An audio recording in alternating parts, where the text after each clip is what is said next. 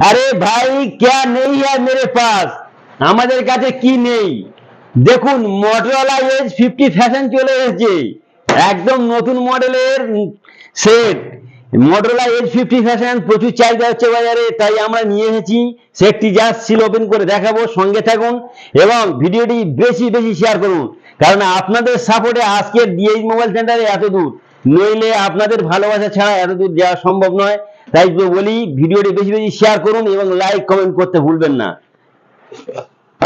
সেটটি এখন দেখাবো, দেখুন ওয়াও, সত্যি বলতে কি একদম খুব সুন্দর বিউটিফুল কালার।